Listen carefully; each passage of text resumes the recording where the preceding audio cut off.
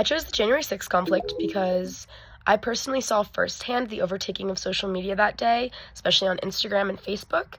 And I wanted to compare my own theories about social media causing violence with those of Barish and Webel's more intensive theories of possible reasons for warfare in the postmodern and pre-modern eras.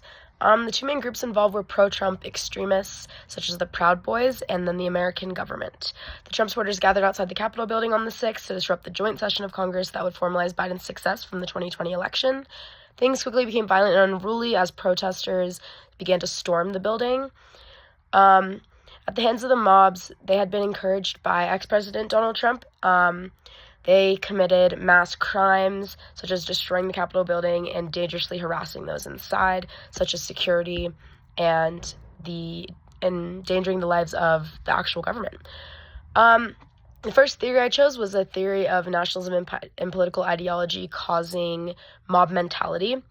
It's explained how at the group level, especially when relating to nationalism and political ideals, contagious behavior or mob mentality is common, explaining how an annoyed person is much more likely to carry out an attack if they are with other people that feel the same way and are willing to act the same way.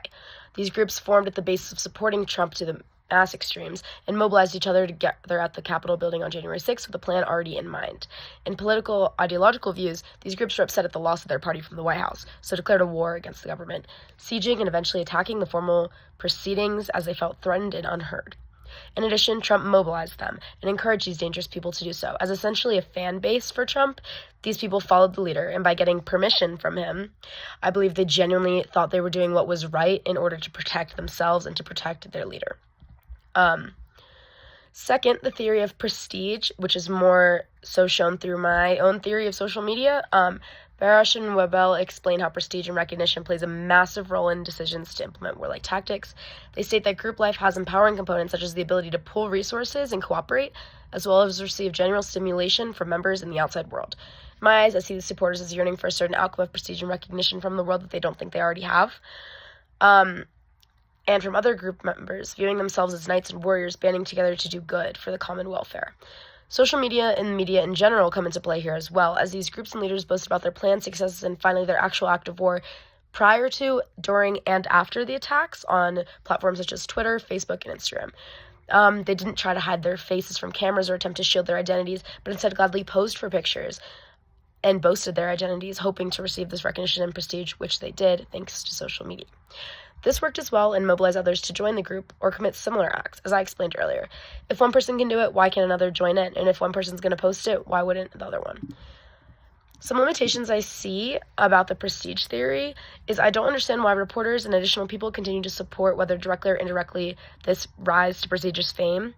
If we know that dangerous ideals and actions will come from recognition and fear tactic, why do we continue to post and reshare plans, pictures, and victories of ridiculous and dangerous groups such as those of the Proud Boys and other supporters that were there that day?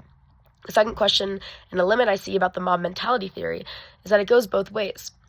While people are rallying behind these groups on January 6th and continuing allowing and supporting them in their scare tactics, others were fighting against them.